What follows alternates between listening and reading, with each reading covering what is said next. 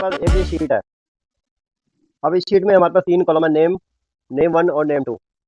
Name में क्या है, मेरे पास पूरा नाम है जिसके अंदर फर्स्ट नेम और लास्ट नेम आया है।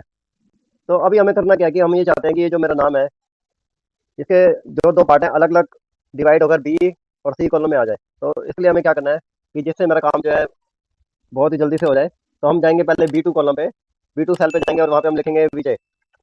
विजय लिख के आप एंटर प्रेस करेंगे और यहाँ पे आपको कंट्रोल ई प्रेस करना है। जैसे आप कंट्रोल ई प्रेस करते हैं तो देखो नीचे तक सारा डाटा ऑटोमेटिक सिस्टम ने फिल कर दिया। अभी हमें को सरनेम क्लिक करना है, तो सरनेम के लिए हम क्या करेंगे, C2 सेल में जाएंगे और यहाँ पे हम लिखेंगे गर्ग, एंटर प्रेस करेंगे और कंट्रोल ई प्रेस करेंगे। तो देखो ये जो हमारी डाटा था नीचे तक कॉपी हो गया। अभी इस शीट में क्या था कि नाम जो था हमारा 2 पार्ट में था। अब इस शीट में क्या है कि जो मेरा नाम है उसके 3 पार्ट है, first name, middle name and last name. अब मेरे को इसको 3 अलग अलग कॉलम में डिवाइड करना है। तो पहले मैं डाटा को सिलेक्ट करूंगा और फिर डाटा टैब पे जाके टेक्स्ट टू कॉलम टैब पे जाऊंगा और यहाँ पे हम करेंगे नेक्स्ट। यहाँ पे हम स्पेस चूज करेंगे क्योंकि जो मेरे नाम है उसके बीच में हमने स्पेस आया हुआ है। तो नेक्स्ट करके जैसे हम फिनिश करेंगे, ये देखो आपका जो नाम था 3 पार्ट्स में डिवाइड हो गया।